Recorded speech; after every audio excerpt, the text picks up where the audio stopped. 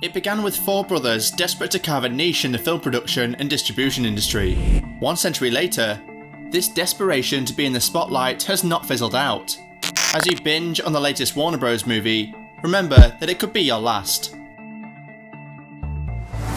This company won't exist in 5 years, and here's why. Warner Bros., also called Warner Bros Entertainment Inc., is an American entertainment conglomerate best known for its film studio. It was founded in 1923 and was acquired by Time Warner Inc. in 1990. The company is headquartered in Burbank, California, but its story began elsewhere. The Warner Bros. You see today was founded by 4 brothers: Harry Warner, Albert Warner, Samuel Warner, and Jack Warner, sons of Benjamin Eichelbaum, a Polish immigrant. The brothers started as travelling movie showmen in Ohio, Pennsylvania. They began acquiring theatres as far back as 1903 before moving into film distribution. They started producing their own films in 1913, and by 1917 they relocated to California, Hollywood's headquarters. In 1923, they took a bold step and founded Warner Bros. Pictures Inc. Harry, the eldest of the 4 brothers, was the company's president, while Albert was the treasurer and head of distribution. Sam and Jack were in charge of the Hollywood studio. The company pioneered using synchronized sound in films, also known as taking pictures. Vitaphone was founded after the Warner Bros. Signed a contract with the sound engineering company Western Electric. The company began producing films with effects tracks and music in 1926, like Don Juan, starring John Barrymore. That same year, Warner Bros. Released 8 new short films on Vitaphone, which showed across the country. The company later encountered financial difficulties that made it release The Jazz Singer, starring Al Johnson. The movie had little sound dialogue, but included sound segments of Johnson singing. Ow! Ow! Do it over again! It was a hit and marked the end of the silent era and the beginning of the talking picture era. The brothers did not have the time to celebrate this milestone because Sam died the night before the premiere. The 3 brothers were at the funeral, so they didn't attend. Sam's death took an emotional toll on the boys, especially Jack, because he was an inspiration to him and his favourite sibling. Jack was later appointed the sole producer and maintained control of the studio. He was infamous for his unprovoked sackings. Among the top employees affected by his sacking spree were Douglas Fairbanks Jr. and Jack Rinn Tintin, who were the studio's top stars since the brothers bought it in 1928. Warner Bros. Rose to prominence after the release of The Jazz Singer, The Terror, The Singing Fool, and The Lights of New York. Their huge profit from these films aided their move to a larger studio in Burbank. They later purchased the Stanley Corporation, a large theatre chain. To form Warner Bros., Harry acquired several music publishers and purchased Brunswick Records in April 1930. He also bought sound patents, radio stations, and a lithograph firm. By 1931, the company felt the effects of the Great Depression and lost $8 million and another $14 million the following year. Following the outbreak of World War II, Harry oversaw the production of many anti-Germany films like The Seahawk. Within the same period, the studio also produced Now, Voyager, Casablanca, and others which were relatively successful. By 1943, the audience was tired of war films, but Warner Bros. Produced them regardless. This insistence meant that they would lose so much money. Warner flourished years after the war, but it was short-lived. Due to the demise of 3D films, the company lost more money than it had imagined.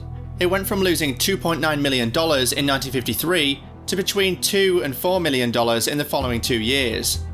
Jack was already frustrated and sold all the studio's pre-1950 films to Associated Artists Productions. By May 1956, the brothers announced that they were willing to sell their company. Jack secretly organised a syndicate led by Sergei Semenenko to buy 90% of the stock. Being the company's largest shareholder, he appointed himself president. 2 years later, the new owners were fed up with Jack and sold the company to Ashley. Although the movie audience had shrunk thanks to the popularity of television, the new management believed in the power of stars. It went on to sign the biggest names. The company has a long history of profit, losses, acquisitions, mergers, name changes, and every challenge any modern business experiences. Regardless of what you hear about Warner Bros. In the later part of this video, it doesn't change the fact that it created some of the best movies on the planet. These films may have been produced several decades ago, but they're still relevant. We still owe the company's success to efforts of the 4 brothers who risked everything they had for what they believed in. It's 2023, and many fear that the once successful film and entertainment studio is on the brink of extinction. Experts say we may read about the company from history books soon. Why is that so? You'll find out only if you stay tuned. In 2022, two streaming wars giants, AT&T Warner Media and Discovery Inc., merged to compete favourably with giants like Prime Video, Disney Plus and Netflix. The new company is now known as Warner Bros Discovery, and controls the rights to the Property Brothers, CNN and Guy Fieri. To finance the purchase of Warner Media, Discovery raised $30 billion in a debt offering before the merger. This plunged the new company into a debt of over $50.4 billion. A few months ago, the company sat to review its business processes. David Zaslav, the chief executive, gave heads of departments a cutthroat mission. He admonished them to pretend that their business were family businesses. He ordered that cash flow be prioritised at all costs, after which they must return to him with new strategic plans for their unit. These efforts were in a bid to cushion the effect of the debt. What followed next was thousands of layoffs, alongside changes in the Warner Bros film studio, CNN and other divisions. Zaslav took another look at the finances of Warner Media Discovery and admitted that the company was in a mess. He blamed AT&T for mismanaging Warner Media through neglect and extravagant spending. The company's total debt is 10 times more than its market capitalization. About $5 billion of that amount is due by the end of 2024. Because interest rates have risen in the last few years, refinancing is even costlier. This puts the company in a tight corner that experts wonder if it will ever get out. Warner Bros needs cash from operations to pay up debts. Unfortunately, the company announced that free cash flow for the third quarter of 2022 was negative by $192 million, compared to $705 million the previous year. Over $13.6 billion of senior notes mature within 5 years and have an average interest rate of 3.6%. The company also has $4 billion of term loans that mature in less than 3 years. Interest payments in the third quarter of 2022 rose to $555 million. This wouldn't have been a problem if the company had still been churning out lots of cash. Since its merger deal was sealed in April 2022, its shares have fallen more than 50%. The market value stands at $35.41 billion at the time of writing this. Aside from job cuts, Zaslav's directive also meant eliminating content across subsidiaries. Content affected by these cost-cutting mechanisms include CNN original documentaries, Warner Bros. Killing Off Batgirl, and Scoob 2 Holiday Haunt. HBO is also set to eliminate dozens of its TV series and movies. We'll get to the details and downsides of the decision soon. Overall, Zaslav promised around $3.5 billion in cost cuts to investors, up from the initial promise of $3 billion. The CEO's primary aim is turning Warner Bros. Discovery into a cash flow generator, so the company can pay off its debts. He encouraged investors and staff alike to get used to the new changes, as it would be challenging at first, but things will improve. In the wake of 2023, the company announced that it was looking for buyers for the sale of the music copyright it owns. This decision comes amid a biting debt profile. While cutting costs was a noteworthy strategy, they needed another angle to it. This music library sale will include the soundtrack of Batman's movie and other famous tracks from renowned musicians like Bruce Springsteen, Joey Ramone, Neil Young and Bob Dylan. It hopes to generate $1 billion from the sale. This may seem insignificant, but it offers a glimmer of hope. On the brighter side, these songs are making waves on music streaming platforms like Spotify. So this is the best time for Warner Bros. To throw its net in the water. Critics say the company must ensure it retains the sellability of the famous movie track to use in subsequent sequels. Is staff downsizing and content cutting strategy all there is to it? Certainly not. Experts are worried about the pace at which Warner Bros. Is moving. According to companiesmarketcap.com, which uses financial data from Nasdaq, Reuters, Forbes and Yahoo Finance, Warner Bros. Was worth $20 billion in August 2022. This is against its worth of $31 billion in April of that same year. The figure is way lesser than what it cost Zaslav a year ago. Why does a company's value keep falling if it claims to cut costs? The answer lies behind the scenes. When Zaslav announced the retrenchment of workers, he left himself out of it. Reports say he receives $246 million in salary despite the company's debt profile. Wall Street analysts say he is one of the most overpaid executives in Hollywood. Also, the tax relief the company received from cancelling Batgirl helped them save between $15 and $20 million. Ironically, between April and August 2022, the company lost over $3.4 billion. This is to say that while it saves peanuts, it loses much more than times the amount. The so-called reliefs do not positively reduce costs or impact the company's finances. Zaslav may have saved some money, but its market value is nothing to be excited about. The truth is that no one wants to be in Warner Bros. Shoes right now. The company is under pressure to redeem its image and is expected to produce at least $12 billion of adjusted earnings before taxes, depreciation, interest, and amortization in 2023. There's a lot of uncertainty about this target though. It's also expected to convert between 33% and 50% of that figure in free cash flow.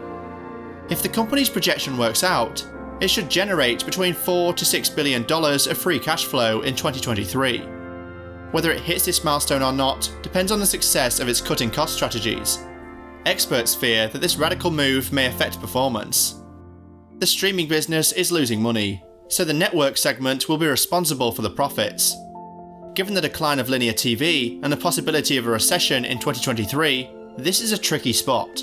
Anyone considering investing in Warner Bros. Discovery must understand that it's high risk or high reward. Therefore, it is not for the faint of heart. The company stands on a thin line and must prove itself in a few months. Only confident investors buy stocks, knowing their chances of falling are high. Zaslav may have scrapped some content to save his company from bankruptcy, but this move may not have been the best for Warner Bros. Because the paying customers are uncomfortable with it. We'll consider one of the contents and how it affected the company's public perception. After the news of Batgirl's scrapping went viral, directors Adil El-Arbi and Bilal Fallah responded on Instagram saying, "We are saddened and shocked by the news. We still can't believe it.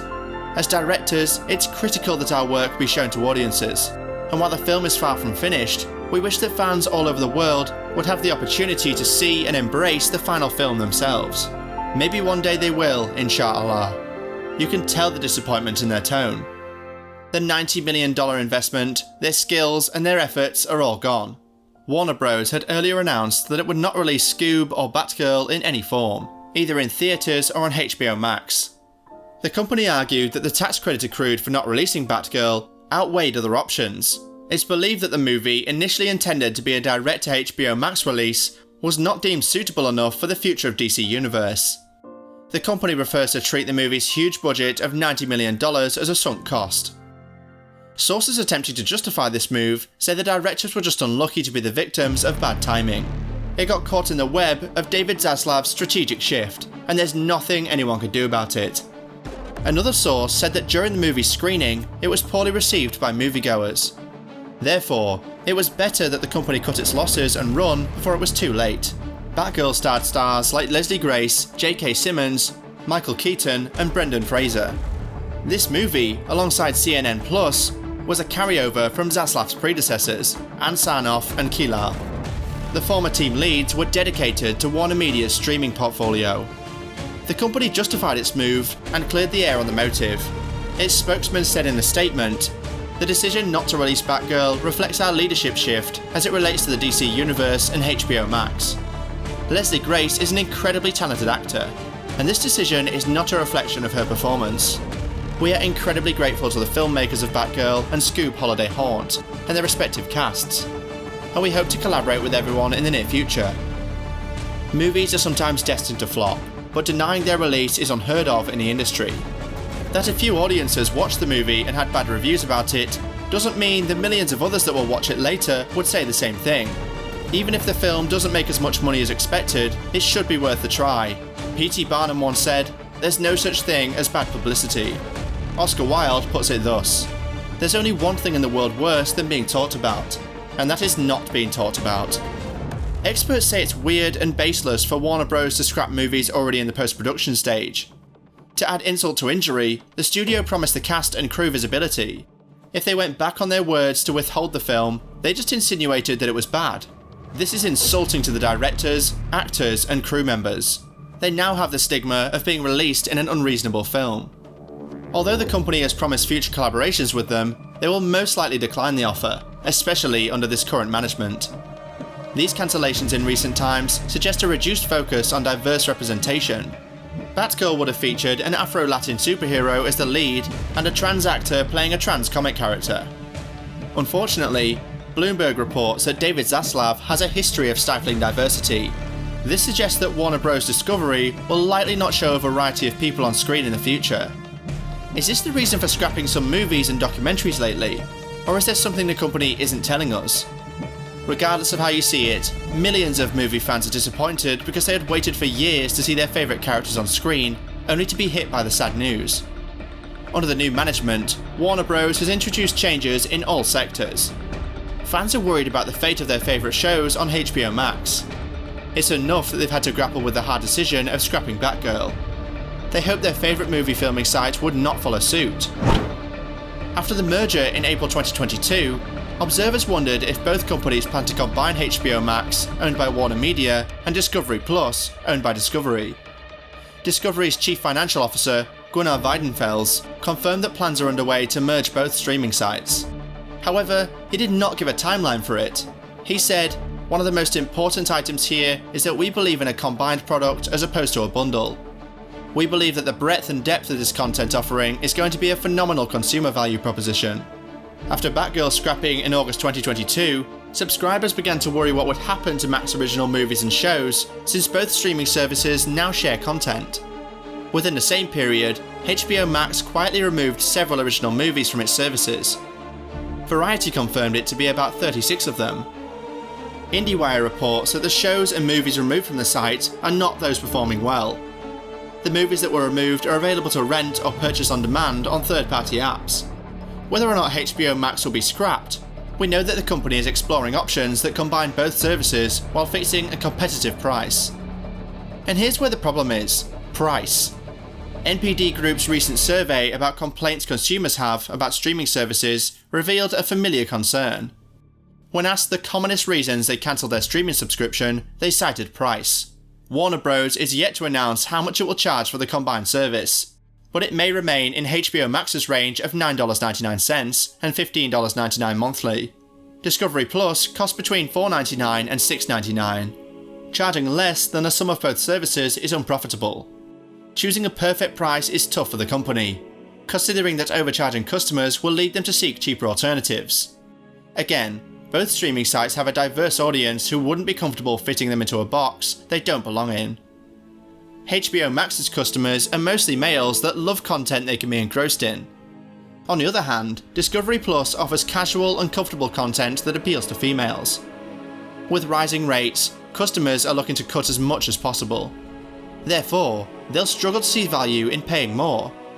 They'll also try to adjust because most contents are practically forced on them.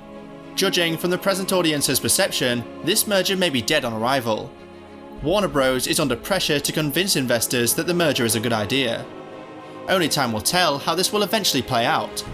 Let us know your thoughts about this future merger and how the company can mitigate risk. Animation lovers are not letting things slide with the company. They're worried about the future of animation and where the company is headed in regards to it. Internet users have lamented the death of the content and its decline in recent years. The company has since responded to the fear, saying it has been greatly exaggerated. It admitted that there would be major cuts, but offered a glimpse of hope. Zaslav confirmed that "we will spend significantly more on the HBO Max product. In other areas, we'll spend less because we're not finding an effective return." This statement is vague, leading the audience to assume that animations fall under the category of content that offers less return. The recent public outcry is related to Warner Bros Discovery's announcement that it was scrapping Scoob! Holiday Haunt, a movie that had long been anticipated. The looming cancellation suggests more animations will be affected. For optimistic fans, this new strategy means that any movie with good ratings or monetization potential is safe. For pessimistic fans, it means a major cut in animations and the eventual annihilation of the content. They have every reason to believe that. On the brighter side, Netflix may step in and offer to finish the film as it did with Blue Sky's Nimona. If that happens, expect an exodus to one of Warner Bros' most feared competitors. And if Netflix chooses to invest in all abandoned movies, it may be the last time we'll hear about Warner Bros. A wise man once said that an American's favourite thing to do is not watch movies or play soccer, Instead, it's investing in mergers and acquisitions that get them into trouble. From 1923, when the Warner Bros took a bold step to establish their company, it's been from one drama to the other. This time, it's even more intense, given the likes of Netflix and Prime Video in the picture. The idea of merging HBO with Discovery Plus could be a long-term plan, given that customers have analysed it and seen it doesn't favour them. It begs the question of what David Zaslav will do next. Be sure to get the latest update when it drops, but first, subscribe to Incredibler and we'll see you in another episode.